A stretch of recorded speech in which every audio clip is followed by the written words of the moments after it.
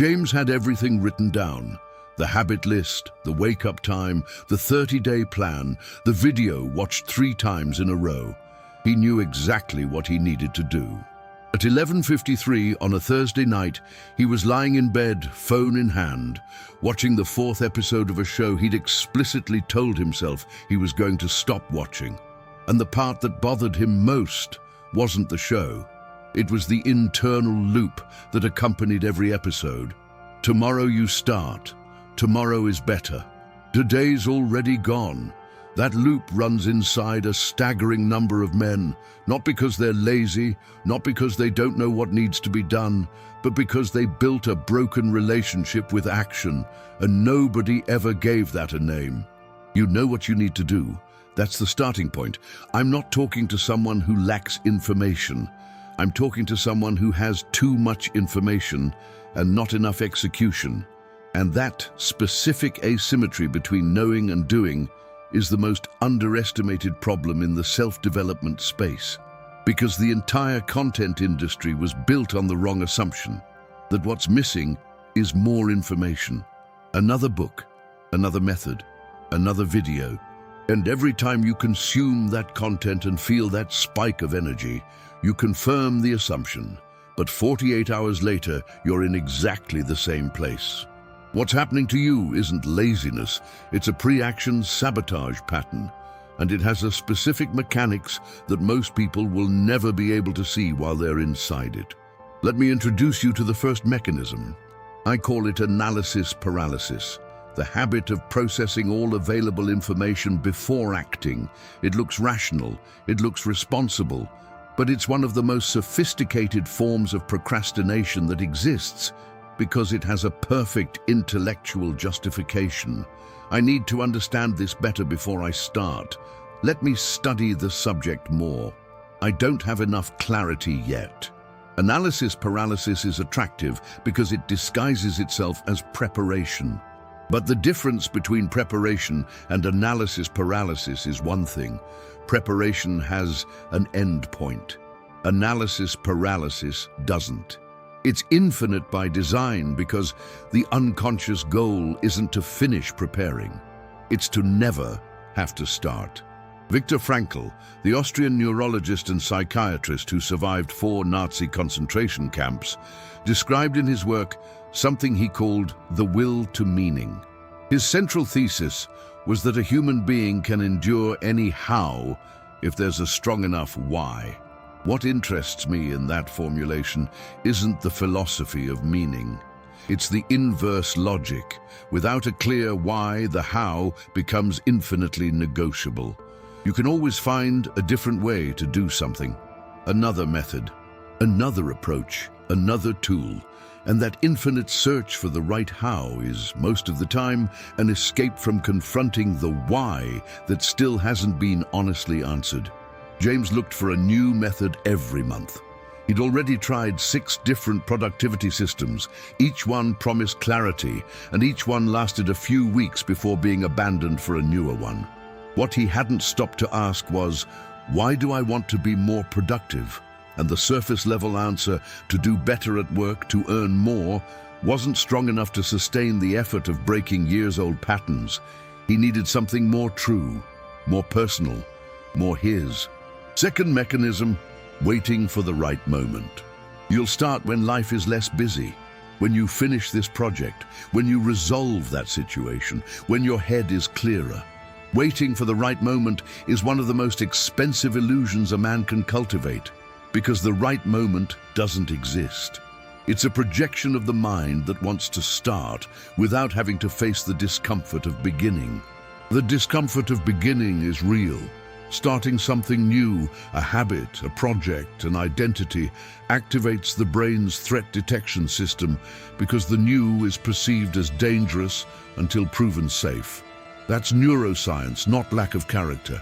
The problem is that most people interpret that discomfort as a signal that the moment hasn't arrived yet, and they keep waiting, without realizing that the discomfort of beginning will never disappear before you start. It only disappears through starting. The right moment doesn't come before the action. It appears inside the action. James waited for the right moment for 2 years. 2 years since he decided he was going to start waking up at 5 in the morning. 2 years since he bought the new notebook he was going to use for weekly planning. The notebook was untouched, pristine. The cover still had that smell of new pages, and that smell had become, without him noticing, the smell of intention that never became reality. There's a behavioral finding that unsettles me every time I recall it. Research on procrastination consistently shows that people underestimate the emotional difference between thinking about a task and actually doing it. We anticipate that doing will be hard and unpleasant, and that anticipation creates an aversion that keeps us away from action.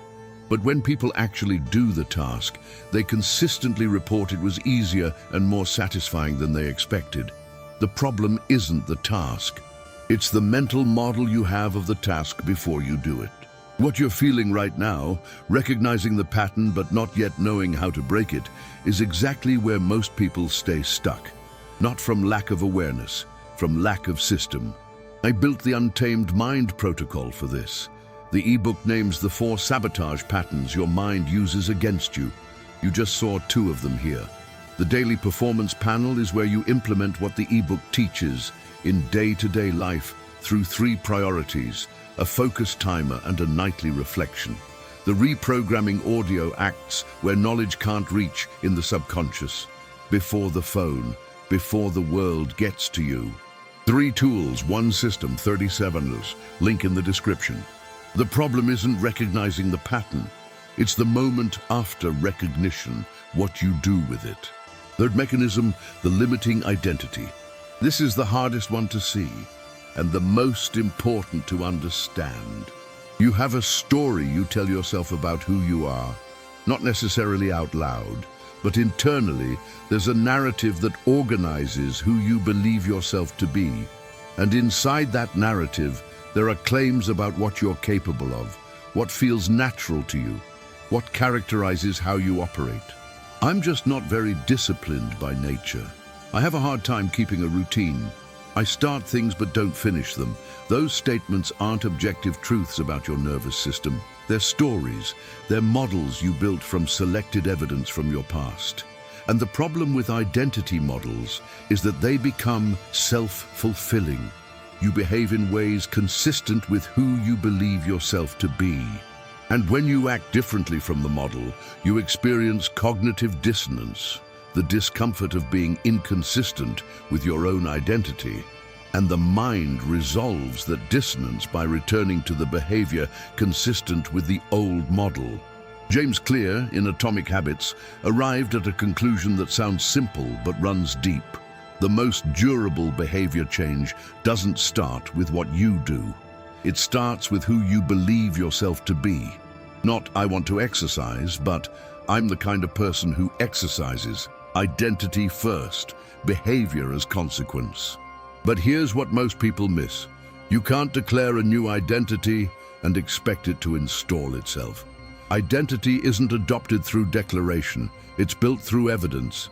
Every time you do what you said you were going to do, you produce evidence that you're the kind of person who does what they say. And those pieces of evidence accumulate into a more solid, more real, more yours identity.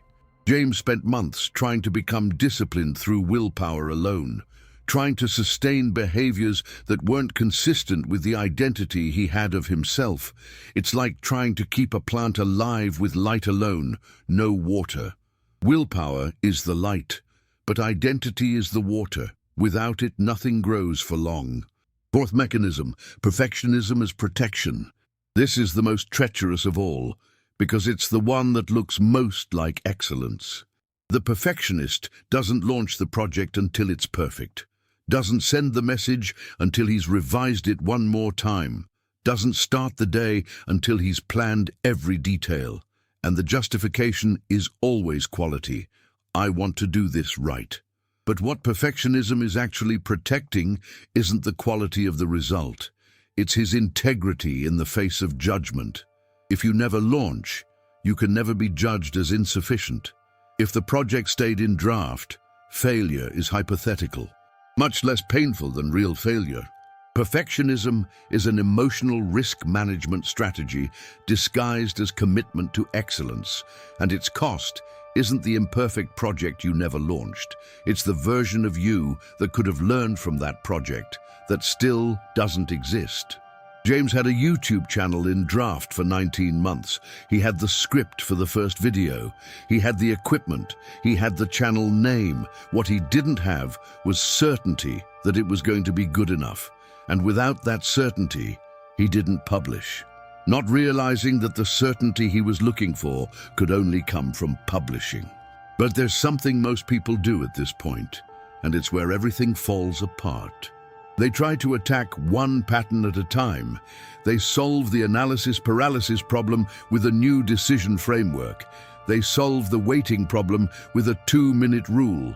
And each isolated solution works for a while, until the next pattern activates, because the 4 mechanisms don't exist in parallel. They exist as a system, and attacking them one at a time without understanding the structure that sustains them is like plugging one hole in a boat without noticing there are 3 more. What sustains all 4 is always the same thing: the broken relationship with action. Most people treat action as a consequence of motivation. They wait to feel like it before acting, wait for clarity before starting, wait for the fear to pass before moving. And the motivation doesn't come. The clarity doesn't come. The fear doesn't pass. Because motivation, clarity, and the absence of fear aren't prerequisites for action. They're products of action. You don't act because you felt motivated. You felt motivated because you acted. That inversion is small in description and enormous in practice. James woke up one Monday and decided he wasn't going to wait anymore. Not because he had clarity, not because his head was in the right place, not because the moment was perfect. He woke up and recorded the video that had been in draft for 19 months, without the complete script, without the right lighting, with the slightly rough voice of someone who just woke up. And when he finished, he felt something no amount of planning had ever given him, the sensation of being the kind of person who does what they say. One piece of evidence, just one, but that's where the new identity starts. You stayed here until now, not because you had time to spare, because something in this video sounded true enough that you stayed through the discomfort of hearing it. That's exactly the kind of person the Untamed Mind protocol was built for. The ebook will show you, with clinical precision, how your mind creates the conditions for you to never start and what to do differently tomorrow morning. The daily performance panel gives you the daily system to convert what you understood into real behavior: intention, priorities, focus, habit, reflection. The audio enters where knowledge can't reach, in the first 20 minutes of the day when the subconscious is still open. Link in the description. The question isn't whether you're going to change, it's when you're going to stop waiting for the right moment to begin. Drop a single word in the comments, the word that describes who you're deciding to be from this point forward. Not what you're going to do, who you're going to be. The Untamed Mind community is being built by people who chose to stop waiting. Welcome.